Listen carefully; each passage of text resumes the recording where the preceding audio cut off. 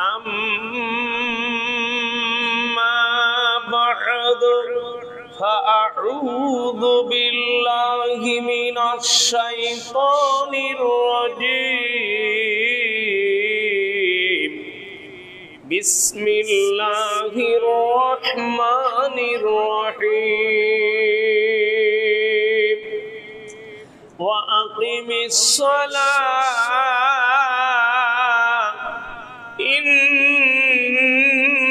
الصلاة تنهى عن الفحشاء والمنكر وقال الله تبارك وتعالى في موضع آخر أعوذ بالله من الشيطان الرجيم بسم الله الرحمن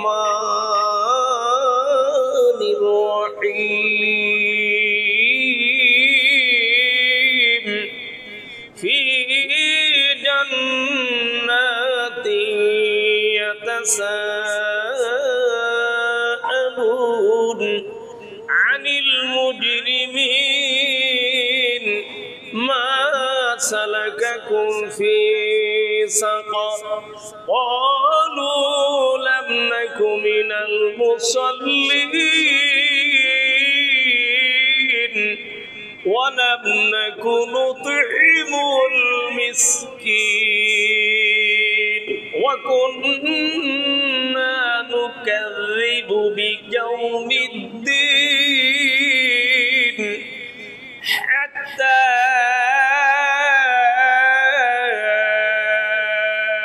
أتانا اليقين فما تنفعهم شفاعة الشافعين فما لهم عن التذكرة معرضين وقال رسول الله صلى الله عليه وسلم بني الإسلام على 5 شهادة أن لا إله إلا الله وأن محمدا رسول الله وإقام الصلاة وإيتاء الزكاة والحج وصوم رمضان الحمد لله যাবতীয় প্রশংসা সকল প্রশংসা একমাত্র আল্লাহ সুবহানাহু ওয়া তাআলার জন্য যে মহান আল্লাহ সুবহানাহু ওয়া তাআলার মাধ্যমে আজকে এই কাকিয়ার চর তুরপাই কাকিয়ার চর জামি মসজিদে আল্লাহ এখানে এসে খুতবা দেওয়া এবং আপনাদের সাথে দেখা করা সকলের সাথে আল্লাহ আমাকে দেখা করাবেন কথা বলার সুযোগ দিয়েছেন এজন্য সবাই বলি আলহামদুলিল্লাহি রাব্বিল আলামিন দরুদ ও সালাম বর্ষিত হোক আখিরি নবী সাইয়্যিদুল মুরসালিন খাতামুন নবিয়্যিন রাহমাতাল লিল আলামিন জনাবে মুহাম্মদুর রাসূলুল্লাহ সবাই বলি সাল্লাল্লাহু আলাইহি ওয়াসাল্লামের উপর আজকে আগত সমাগত উপস্থিত সম্মানিত মুসলিম দিনী ভাই ও বোনেরা আমি আপনাদের সামনে সংক্ষিপ্তভাবে আলোচনা করব জুমার খুতবা খুতবাতের সময় বেশি হয় না তবে যতটুকু আছে এতটুকুর মাধ্যমে আলোচনা করব ইনশাআল্লাহ তবে বিষয়টি আগে আপনাদের সামনে একটু বলে নেই সাবজেক্ট হলো আজকে আমি যেটা নিয়েছি সালাত প্রত্যেকটি মুসলমানের আদায় করতেই হবে সালাত আদায় করলে কি হবে এবং তাদের স্থান কোথায় আর যারা সালাত আদায় করবে না তাদের স্থান কোথায়, ইত্যাদি ইত্যাদি। সালাত যারা আদায় করবে না তাদের স্থান জাহান্নাম, আর সালাত যারা আদায় করবে তাদের স্থান জান্নাত। এবং সালাত আদায়ের ফাদিলা ফাদাইলুন কাসীরা, ইনশাআল্লাহ সাউবাইকে। এবং আনুষঙ্গিক কিছু কথা থাকবে। এর মধ্যে সবচেয়ে গুরুত্বপূর্ণ যে আলোচনাটি আমার আজকের এই আলোচনার মাধ্যমে, সে গুরুত্বপূর্ণ আলোচনা হলো জামাতে সালাত আদায় করতেই হবে। আযান শোনা মাত্র বাড়িতে থাকা যাবে না। কোথায় আসতে হবে? আযান হলো মসজিদে, আর আপনি বাড়িতে সালাত আদায় করেন, হবে না। আপনার মসজিদে এসেই সালাত আদায় করতে হবে জামাতের সাথে, জামাত ছাড়া না। তবে হ্যাঁ, হাদিস আছে ইল্লা বিউযরিন, ইল্লা বিউযরিন। সম্ভবুল হাদিস পড়ব রিফারেন্স সহ আপনাদের সামনে বলার চেষ্টা রাখবো ইনশাআল্লাহ। যাক, আলহামদুলিল্লাহ, আমি মসজিদে এসে খুব খুশি হয়েছি যে খুব সুন্দর মসজিদ, কিন্তু মুসল্লি আযানের পূর্বে সব ভর্তি হয়নি। উচিত ছিল কি আযানের পূর্বে ভর্তি হওয়া মসজিদে, না আযানের পরে হওয়া উচিত? হলো আযানের পূর্বে। কেন আযানের পূর্বে হওয়া উচিত? আলোচনা পূর্বে আপনাদের একটু বলে নি যে সর্বপ্রথম আসছে ওখানে ফেরেশতা দাঁড়িয়ে আছে খাতা নিয়ে। কি নিয়ে? খাতা নিয়ে। খাতা নিয়ে ফেরেশতা এসে ওখানে দাঁড়িয়ে লিখতেছে অমুক আসছেন, নাম কি, ঠিকানা পুরোটা লিখে, এবং তার ফাদিলা কি। তার ফজিলতটা হলো যে একবার প্রথমে আছে একটি উট কুরবানি দিলে যে সওয়াব হয়, অতটুকু সওয়াব তার আমলনামায় লিখে ফেলেন ফেরেশতা। সবাই বলি আলহামদুলিল্লাহ। 2 নম্বরে কে আসলো? তার ফজিলতটা কি? ওখানে ফেরেশতা লিখতেছে। এইভাবে যত লোক আসবেন আযানের পূর্বে সকলেরই সওয়াব সহ কি ফজিলতটা, হাতটাকে বাইদা অর্থাৎ ডিমের কত পর্যন্ত লেখা আছে হাদিসে। সবাই বলি আলহামদুলিল্লাহ।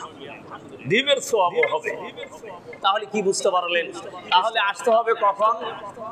আযানের পূর্বে। ইমাম যখন খুতবায় বলবে আর মুয়াজ্জিন যখন আযান দিবে, এর পূর্বে আসতে হবে সবাইকে। যাক, আপনাদের এখানে স্বনামধন্য একজন অনেক জানাশোনা আলেম আছেন, যিনি ঢাকার শহরে থাকেন।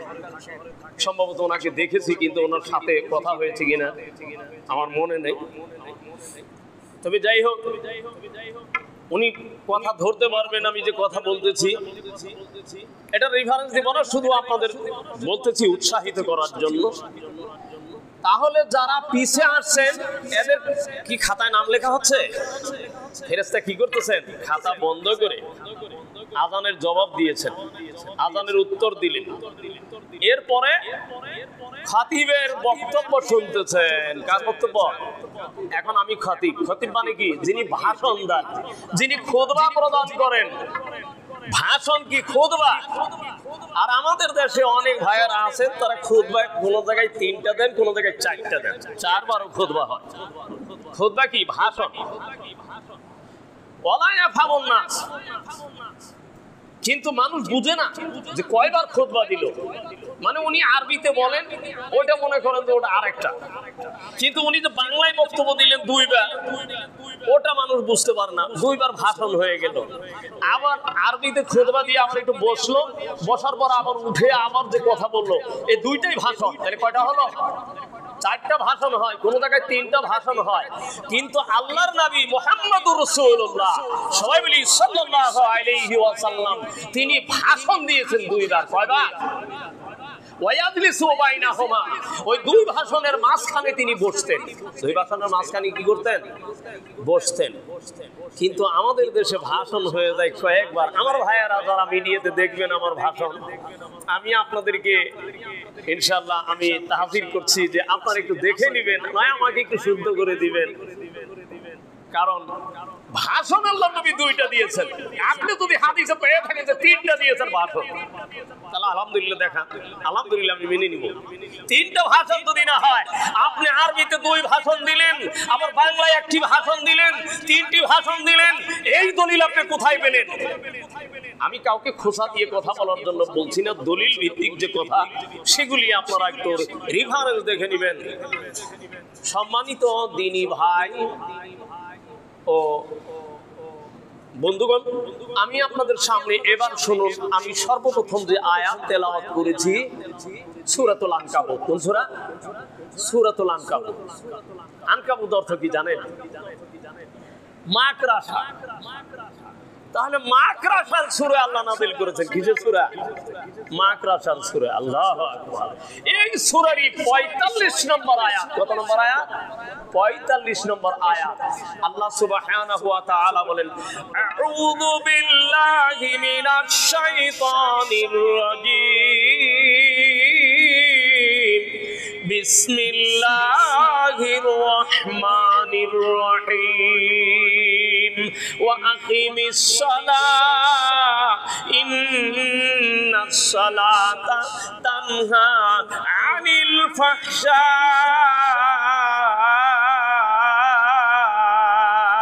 ওয়াল মুনকার। আল্লাহ বলেন তুমি সালাত কায়েম করো। কি করতে বলছেন? না সালাত পড়তে বলছেন? পড়তে বলছে। পড়ার আরবি আলাদা আর করার আরবি আলাদা। ইজআলু ফি দুআইকুম, ইজআলু ফি দুআইকুম, তোমরা দোয়ার মাধ্যমে তোমরা পড়ো। এক আরবি। আবার তোমরা দোয়ার মাধ্যমে তোমরা করো। তাহলে করা আর পড়ার মধ্যে ডিফারেন্স আছে। যেমন ইকরা বিসমি রাব্বিকাল্লাযী খালাক। এখন পড়ার আরবি আর করার আরবি সব একসাথে করে ফেলছে। এরা জানে না, এরা গ্রামার সম্পর্কে এদের জানা নেই। না জানার কারণে এক জায়গার অর্থ আরেক জায়গায় ঢুকিয়ে ফেলছে। এই হলো অবস্থা। বন্ধুগণ এবার শুনুন, ওয়া আকিমিস সালাহ, তুমি সালাত কায়েম করো। সালাত কায়েম করলে কি হবে আল্লাহ জানিয়ে দিলেন, ইন্নাস সালাতা, নিশ্চয় সালাত, তানহা, বিরত রাখে, ফিরিয়ে রাখে। কিসের থেকে? আনিল ফাহশাই ওয়াল মুনকার। যত অন্যায়, যত খারাপ আছে, সমস্ত খারাপ থেকে, সমস্ত যত ধরনের মুনকার আর ফাহিশা কাজ আছে, সমস্ত কাজ থেকে এই সালাতই তোমাকে ফিরিয়ে রাখবে। সবাই আলহামদুলিল্লাহ। আসলে কি মানুষ ফিরছে খারাপ কাজ থেকে? তার মানে ওর সালাত আল্লাহর দরবারে কবুল হচ্ছে না। আল্লাহর দরবারে কবুল হলে ও ফিরে থাকবে। আর আল্লাহর দরবারে যদি কবুল না হয়, ওর দিলে যদি আল্লাহর ভয় না থাকে, তাহলে ও জীবনে কোনোদিনও অন্যায় থেকে ফিরবে। বন্ধুগণ এবার আসুন, কোন সূরা থেকে বললাম? সূরা আনকাবুত। রকবুল আয়া 45 নম্বর আয়া। এবার একটু সামনের দিকে আসুন। আল্লাহর নবী মুহাম্মদুর রাসূলুল্লাহ, সবাই বলি সাল্লাল্লাহু আলাইহি ওয়াসাল্লাম, তিনি বলেছেন ইসলামের মূল ভিত্তি হলো 5টি। কয়টি? 5টি। 1 নাম্বার শাহাদাতু আল্লা ইলাহা ইল্লাল্লাহ ওয়া আন্না মুহাম্মাদার রাসূলুল্লাহ। এটা হলো 1 নম্বর। আর 2 নম্বর ওয়া ইকামিস সালাহ, 2 নম্বরে সালাত কায়েম করতে হবে। এই কথাটাই, এই সালাত কায়েমের কথা বোঝানোর জন্য। তাহলে ইসলামের মূল ভিত্তি কি? 5টি। তার মধ্যে বর্ণনা হলো 2টি। কয়টি? 1 নম্বর শাহাদাতু আল্লা ইলাহা ইল্লাল্লাহ ওয়া আন্না মুহাম্মাদার রাসূলুল্লাহ। আর 2 নম্বর হলো ইকামিস সালাহ। তারপর 3 নম্বর আছে ওয়াল হাজ্জু, 4 নম্বরে সাওম রমাদান, এরকম শাহাদাত লা ইলাহা ইল্লাল্লাহ ওয়া আন্না মুহাম্মাদুর রাসূলুল্লাহ ওয়া ইকামিস সালাহ এবং যাকাত প্রদান করা, ইতাই যাকাত ওয়াল হজ ওয়া সাওম রমাদান, এই পাঁচটি। কয়টি? এই পাঁচটি মূল ভিত্তি। তাহলে পাঁচটি জিনিস মূল, পাঁচটি জিনিস কি মূল। এই জন্যই নবী মুহাম্মদুর রাসূলুল্লাহ সাল্লাল্লাহু আলাইহি ওয়াসাল্লাম তিনি বলেছেন মূলটা কি? মূলটা হলো as-salatu hiya ru'usul ibadah, as-salatu hiya ru'usul ibadah। সালাতটা হলো মাথা, মাথা, মাথা, মাথা বুঝেন? এই যেটা মাথা, এখানে কেটে ফেললাম, কাজ হবে? বডিতে কাজ হবে? মাথায় কাজ করবে বা কাজ হবে? এই জন্যই আল্লাহ নবী বলছেন as-salatu hiya ru'usul ibadah। সালাতটাই হলো ইবাদতের মূল, সালাতটাই হলো ইবাদতের মাথা। অতএব মাথা যদি ঠিক না থাকে মুসলিমদের এই কাজ ঠিক থাকবে না। কথাটা কার? নবী মুহাম্মদুর রাসূলুল্লাহ সবাই বলি সাল্লাল্লাহু আলাইহি ওয়াসাল্লাম তিনি বলেছেন, আমি বলি না, রাসূলের কথা আমি আপনাদের সামনে জানিয়ে দিচ্ছি। এরপরে আরেকটি কথা বলা আছে, একটি হলো সালাত, মুসলমানের আরেকটি হাতিয়ার। কি হাতিয়ার? আর দোয়া ও মুখুল ইবাদা, দোয়া ও মুখুল ইবাদা। দোয়াটা হলো মাথার ভিতরে যেটা থাকে নরম, ওটার কি বলেন? মগজ। ঠিক আছে, টাঙ্গাইলের ভাষার সাথে মিল আছে, মগজ। অনেক জায়গায় আবার এগুলা বুঝতে পারি না, বিভিন্ন ডিস্ট্রিক্টে ভাষণ দিতে গেলে তখন একটু সমস্যা হয়। আমাদের এদিকের মগজ বলি, ওরা মগজ ধরতে পারে, ওদের ভাষা আবার আরেকটা জিনিস বোঝানো হয় মগজকে, এই জন্য ওখানে সমস্যা হয়। কিন্তু কুমিল্লা তাহলে আমার টাঙ্গাইলের পাশাপাশি, এই জন্য মনে হয় যে সমস্যা হচ্ছে না। আর আমার উস্তাদ অধ্যক্ষ আব্দুল সামাদ সাহেবের এলাকা, এটা চিনি না ওনার বাড়ি, উনি মারা গেছেন। সেদিনও আব্দুল মোমেন আমার ফোন দিছে, ভাইজান আপনি কি আসতে পারবেন? আমি বললাম জানাজা কয়টা? বলছে এতটাই। আমি টাঙ্গাইল থেকে রওনা দিয়ে তো আমি উস্তাদের জানাজা ধরতে পারবো, তাহলে আমি এখান থেকে দোয়া করে দেই। সেভাবে দোয়া করে দিয়েছিলাম। আর আমি এর পূর্বে এদিকে কোনোদিন আসা হয় নাই। বন্ধুগণ, তাহলে দেখুন দোয়াটা হলো মূল, আর সালাদটা হলো মাথা। তার মানে মগজ, মগজ ছাড়া কি মাথা চলবে? আবার হেড ছাড়া কি মগজ চলবে? মগজ চলবে না, দুইটাই লাগবে। দুইটা কি মুসলিমদের জন্য হাতিয়ার, দুটিই লাগবে। আল্লাহ নবী বদরে যুদ্ধ করেছেন, দোয়া করেছেন, এখানে আবু জেহেল মারা যাবে, এখানে অমুক মারা যাবে, সব দোয়া করার পরে আল্লাহর নবী একবারে অঙ্কে অঙ্কে দাগিয়ে দাগিয়ে এরকম দেখিয়েছে, বলেছেন এখানে আবু জেহেল মারা যাবে, এখানে অমুক মারা যাবে, এখানে তমুক মারা যাবে। এ আল্লাহর নবীর ওই সাহাবী বলছেন, ওয়াল্লাহি আল্লাহর কসম, আল্লাহর নবী যে কথা বলেছেন, যেখানে যে মারা যাবে সেখানেই সেই লোক মারা গিয়েছে। সবাই বলি আলহামদুলিল্লাহ। তাহলে রাসূলের কথা সত্য। বন্ধুগণ, এবার আসুন, এই দুটি জিনিস বোঝালাম।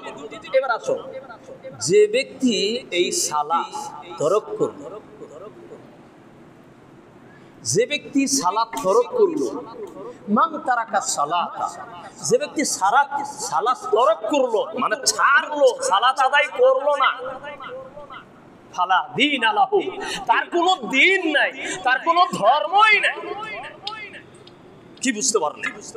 কঠিন কথা না? তার কোনো দিন নাই, ফালা দীন আলাহু। শুধু তাই নয়, দিন আরেকটা হলো দুনিয়া। রব্বানা আতিনা ফিদ দুনিয়া, একটি হলো দিন আর একটি হলো দুনিয়া। এখন দিনের কাজ করবে, দুনিয়ার কাজ ছাড়া হবে না। দুনিয়ার কাজ ছাড়া দিন হবে না, দুনিয়াও লাগবে, আখিরাতও লাগবে।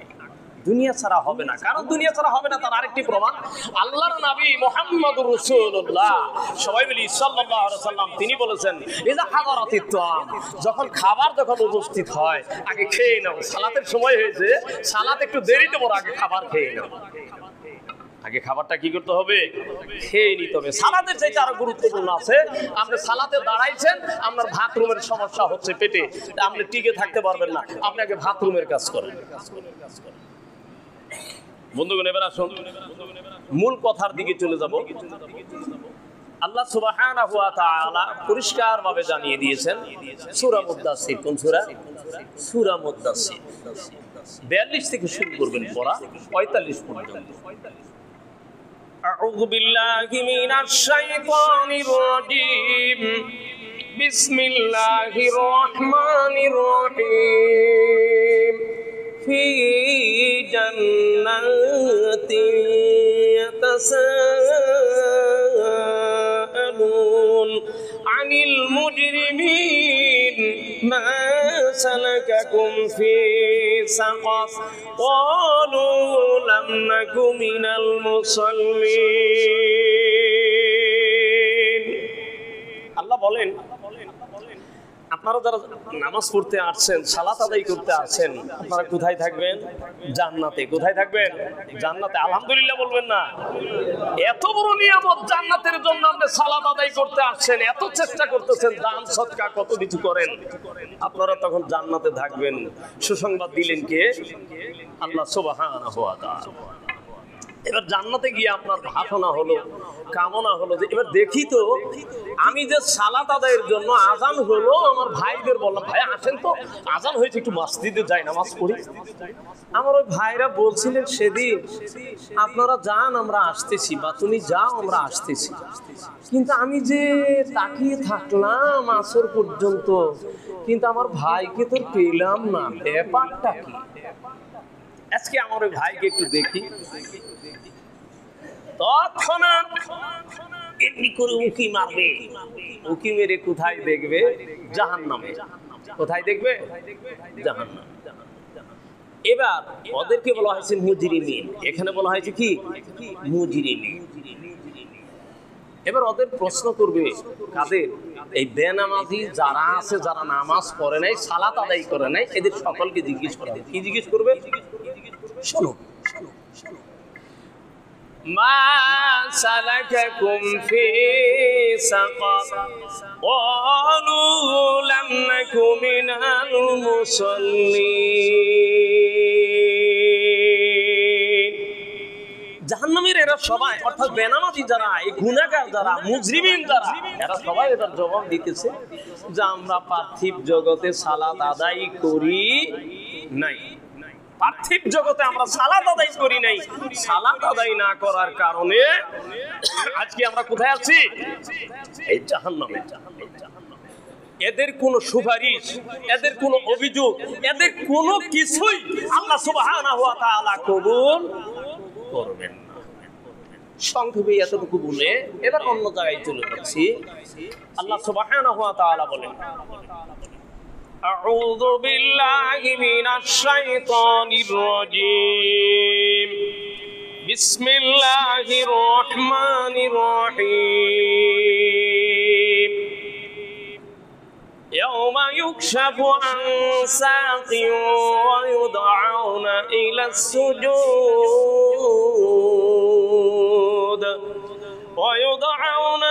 السجود فلا يستطيعون خاشعة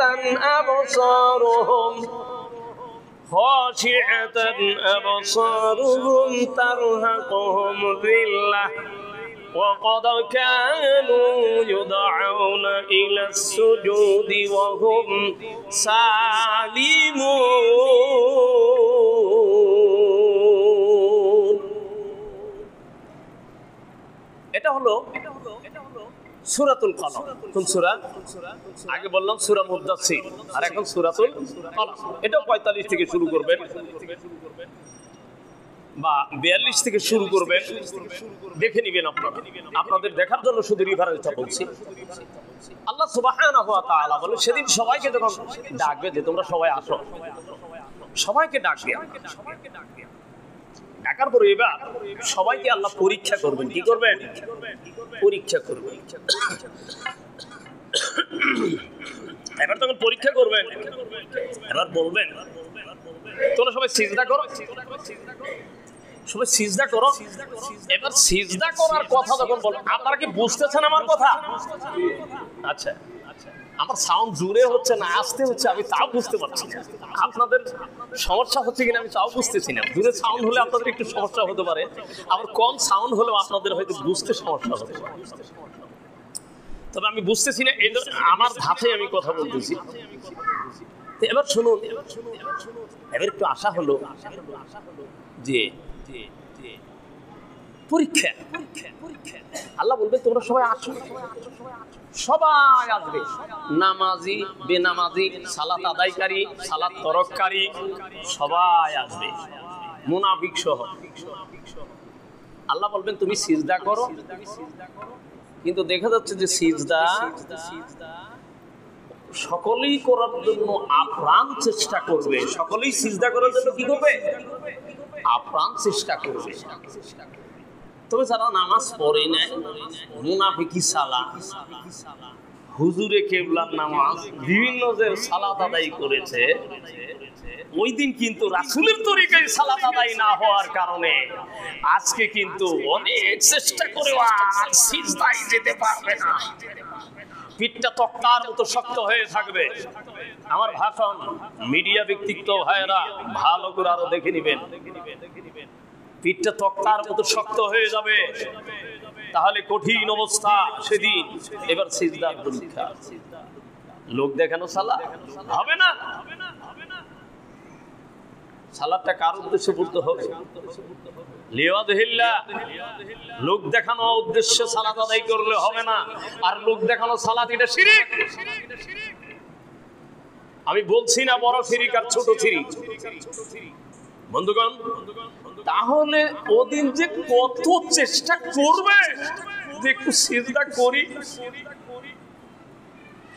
আপ্রাণ চেষ্টা করবে সিজদা করার জন্য, এত কষ্ট করবে সিজদা করার জন্য।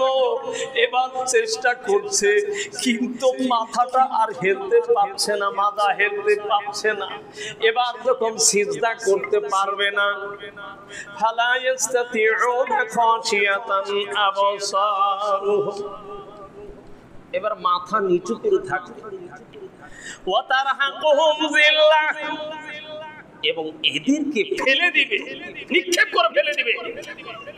যখন পড়ে যাবে, এবার আল্লাহ সুবহানাহু ওয়া তাআলা দ্বিতীয়বার আবার অবকাশ দিবেন, আবার বলবেন আসো আমার মহব্বতের বান্দারা, রহমানুর রহিম। আবার সিজদা করার পারমিশন দিবেন, আবারও সিজদা করার পারমিশন দিলে এবার আর সিজদাও এবারও করতে পারবে না ওরা। সিজদা যখন করতে না পারবে, এবার কঠিন অবস্থা। ফালা ইস্তাতিউনা খাশিয়াতান আবসারুহুম তারহাকুহুম যিল্লাহ ওয়া ক্বাদ কানু ইউদআউনা ইলা সুজুদি ওয়া হুম সালিমুন। ওরা পূর্বে যে সিজদা করার জন্য যে চেষ্টা করেছিল, যেরকম ছিল এখনো ঠিক তাই ওরকমই থাকবে। কি বুঝতে পারলেন? তাহলে সালাত কোথায় আদায় করতে হবে? দুনিয়ায়। দুনিয়ায় যদি সিজদা না করেন, তাহলে আখেরাতে কিন্তু আপনার সিজদা করতে পারবেন না। আপনি মনে করেন নামাজ পড়ে কি করব, দুনিয়ায় নামাজ পড়ে কি করব, আখেরাতে পড়ব। কালেমা পড়লেই জান্নাতে, কালেমা পড়লে কি করো জান্নাতে যাওয়া যায়। আর নামাজ দিয়ে কি হবে, সালাত দিয়ে কি হবে, এটা ধারণা অনেকের। এই ধারণা থেকে আমরা একটু দূরে চলে যাই। এবার আসুন আল্লাহর নবী মুহাম্মদুর রাসূলুল্লাহ, সবাই বলি সাল্লাল্লাহু আলাইহি ওয়াসাল্লামের সাহাবী। হাদিস বলার সময় নেই, বাংলা বলছি। আব্দুল্লাহ ইবনে উম্মে মাকতুম রাদিয়াল্লাহু তাআলা আনহু আসলেন, এসে বলতেছেন ইয়া রাসূলুল্লাহ, আমি একজন অন্ধ সাহাবী, বুখারী শরীফের হাদিস, আমাকে একটু রুখসত দেন, আমাকে রুখসত দিলে আমি বাড়িতে নামাজ পড়ব, কারণ মদিনার রাস্তা সম্পর্কে আপনি জানেন। মদিনার রাস্তা কাঁটাযুক্ত রাস্তা, মদিনার রাস্তা সাপ বিচ্ছু বাঘ ভালুকের রাস্তা, রাস্তা ভালো না। অতএব আমি অন্ধ মানুষ, এজন্য আমাকে একটু রুখসত দেন। আল্লাহ নবী যখন ইশারা দিলেন, সাহাবী দরজার নিকটে গেলেন। আল্লাহ নবীর ভাষা হলো ফাদাহুন নবী সাল্লাল্লাহু আলাইহি ওয়াসাল্লাম। আব্দুল্লাহ ইবনে উম্মে মাকতুম, তুমি আবার আসো। আব্দুল্লাহ ইবনে উম্মে মাকতুম আবার নবীর কাছে আসলেন। আসার পরে বলতেছেন, আব্দুল্লাহ ইবনে উম্মে মাকতুম রে, হাল তাসমাউন নিদা, তুমি কি আযান শুনতে পাও? এটাও বুখারীর হাদিস। তুমি কি আযান শুনতে পাও? আব্দুল্লাহ ইবনে উম্মে মাকতুম বললেন, হ্যাঁ আমি আযান শুনতে পাই। আবার জিজ্ঞেস করলেন অন্য হাদিস, এটাও বুখারীর হাদিস, হাল তাসমাউ হাইয়া আলাস সালাহ হাইয়া আলাল ফালাহ। আব্দুল্লাহ ইবনে উম্মে মাকতুম রে, তুমি কি হাইয়া আলাস সালাহ হাইয়া আলাল ফালাহ শুনতে পাও? আব্দুল্লাহ ইবনে উম্মে মাকতুম বললেন, আমি সব বুঝতে পারি, হালাল হারাম আমি সব বুঝি, আমি ভালো মন্দ সব বুঝতে পারি, আমি জায়েজ না জায়েজ আমি সব বুঝি। সমস্যা শুধু আমি চোখে দেখি না।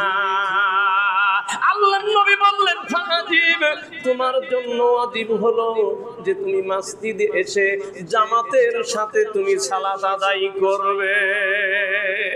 মসজিদে এসে জামাতের সাথে তোমার সালাত আদায় করতেই হবে। কি বুঝতে পারলেন বন্ধুগণ? তিন ব্যক্তির উপরে আল্লাহ জিম্মা নিয়েছেন। তিন ব্যক্তির উপরে আল্লাহ জিম্মা নিয়েছেন। তার মধ্যে এক ব্যক্তি হলো ওয়ারাজুলুন রাহা ইলাল মাসজিদি, যে ব্যক্তি বাড়ি থেকে ওযু করে মসজিদে আসে জামাতে সালাত আদায় করার জন্য। ফাহুদামিনুন আলাল্লাহ, সে ব্যক্তি আল্লাহর জিম্মায় রয়ে গেল। সবাই বলি আলহামদুলিল্লাহ। আপনার জিম্মাদারি যদি আল্লাহ হয়ে যান, তাহলে আপনার কোনো সমস্যা আছে? আপনার খাবার না খাওয়া, আপনার টাকা আছে কি না আছে, এগুলো সব দেখছেন কে? আল্লাহ। আর মুমিনরা কার উপরে ভরসা করবে? আল্লাহর উপরে। বন্ধুগণ, ভালো করে জেনে রাখবেন, আল্লাহর নবী পরিষ্কার ভাবে জানিয়ে দিয়েছেন, যে ব্যক্তি কি করবে? সালাত তরক করবে। ইসলামের মধ্যে তার কোনো অংশ নেই, তার কোনো অংশ নেই। সে অংশীদার, সে চিন্তাই করতে পারবে না। আল্লাহ নবী তাই বললেন, বাইনার রাজুল ওয়া বাইনাশ শিরকি ওয়াল কুফরি তারকুস সালাম। বান্দা এবং শিরিক এবং কুফরের মধ্যে পার্থক্য হলো সালাত। এই জন্য আল্লাহ নবী বলেন, আল আহদুল্লাযী বাইনানা ওয়া বাইনাহুম, আমাদের মাঝে আর তাদের মাঝে ডিফারেন্স হলো, ওয়াদা হলো, যারা সালাত আদায় করবে তারা মুমিন, ওমান তারাকাহা ফাকাদ কাফার, আর যারা সালাত তরক করবে ওরা কাফির। অন্য হাদিসে রয়েছে, মান তারাকাস সালাতা মুতাআম্মিদান ফাকাদ কাফারা জিহারা, যে ব্যক্তি ইচ্ছা করে সালাত তরক করলো ওই ব্যক্তি স্পষ্টভাবে কাফির হয়ে গেল। তাহলে কি বুঝতে পারলেন? স্পষ্টভাবে কাফির হয়ে যাবে। বন্ধুগণ, কাজে আমি আপনাদের সামনে যে কথা বলছি ভালো করে জেনে রাখবেন, তাহলে আপনার ইসলামের কোনো অংশই নাই আপনি যদি সালাত আদায় না করেন। আন আব্দুল্লাহ ইবনে আব্বাস আনিন নবী সাল্লাল্লাহু আলাইহি ওয়াসাল্লাম, আল্লাহর নবী সাহাবী, আবার চাচাতো ভাই ইবনে আব্বাস, আব্বাসের ছেলে, তিনি বর্ণনা করছেন নবী মুহাম্মদুর রাসূলুল্লাহ সবাই বলি সাল্লাল্লাহু আলাইহি ওয়াসাল্লাম থেকে, আর আল্লাহর নবী বলছেন মান সামিয়ান নিদা, যে ব্যক্তি আযান শুনলো ফালাম ইয়াতি, আযান শোনার পরে মসজিদে আসলো না, ফালা সালাতা লাহু, তার সালাত হবে না, ইল্লা কিন্তু লিউযরিন, উযর ছাড়া, আপত্তি ছাড়া, বিশেষ জরুরি কোনো কারণ যদি হয় তাহলে হয়তোবা ওটা ওই উযরের কারণে। কেমন উযর তা আপনার দিলের খবর জানে আল্লাহ। আপনার যদি ওখানে উযরের ওখানে বাড়িতে সালাত আদায় করার মতো যদি উযর থাকে তাহলে সেটা হবে। এছাড়া উযর আপত্তি ছাড়া আপনার জামাতে সালাত ছাড়া আপনার বাড়িতে সালাত হবে না। বন্ধুগণ, তাহলে আর অনেক কথাই ছিল এই প্রসঙ্গে। আমার আসলে সময়, আসলে জুমার খুতবার সময় খুব তাড়াহুড়া করে চলে যায়, কি বলবো। আরেকটি হাদিস বলে নেই, আল্লাহর নবী মুহাম্মাদুর রাসূলুল্লাহ, সবাই বলি সাল্লাল্লাহু আলাইহি ওয়াসাল্লাম, একদিন আলোচনা করতেছিলেন, আন্নাহু যাকারা সালাতা ইয়াওমান ফাকালা মান হাফাযা আলাইহা, যারা এই সালাতের যারা যত্নবান হইবে, কানাত লাহু নূরান, তার জন্য সালাত আলো হবে, অবরহানান এবং দলিল হবে, অনাজাতান এবং জান্নাতে যাওয়ার কারণ হবে, ওমান লাম ইউহাফিজ আলাইহা, এবং যে ব্যক্তি এই সালাতের যত্নবান হবে না। তিনটি কথা বলার পরে নবী আবার বলছেন, যারা এই সালাতের যত্নবান হবে না, লাম তাকুন লাহু নূরান, তার জন্য সালাত কোনো আলো হবে না, ওয়ালা বুরহানান এবং দলিল হবে না, ওয়ালা নাজাতান এবং জান্নাতে যাওয়ার কোনো কারণও তার আর থাকবে না। ছয়টি কথা বলে আল্লাহ নবী বললেন, ওয়া কানা ইয়াউমাল কিয়ামাতি মা কারুন ওয়া ফিরাউন ওয়া হামান ওয়া উবাই ইবনে খালফিন। ওই বেনামাজি যে সালাত আদায় করে নাই তার স্থান হলো ফেরাউন, হামান, উবাই ইবনে খালফ, এই সমস্ত মানুষের সঙ্গে ওর হাতর নাচর হবে। আল্লাহ সুবহানাহু ওয়া তাআলা আমাদের সবাইকে সালাত আদায় করে আমরা জান্নাতি হয়ে সবাই যেন জান্নাতে থাকতে পারি, আল্লাহ কবুল করে নেক, সবাই বলি আমিন। আর বিশেষ করে আমাদের যেন বেনামাজি হয়ে, আমাদের যেন লোক দেখানো সালাত আদায় করে, আমরা যেন রাসূলের তরিকা ছেড়ে সালাত আদায় করে, আমরা যেন ফেরাউন, হামান, উবাই ইবনে খালফ এই সমস্ত লোকদের সঙ্গে আমরা যেন জাহান্নামী না হই। আল্লাহ রাব্বুল আলামিন আমাদের সবাইকে হেফাজত করুক, সবাই বলি আমিন। বারাকাল্লাহু লানা ওয়া লাকুম ফিল কুরআনিল আযীম ওয়া নাফা'না ওয়া ইয়্যাকুম বিল আয়াতি ওয়া যিকরিল হাকীম ইন্নাহু তাআলা মালিকুন বারুর রহিম।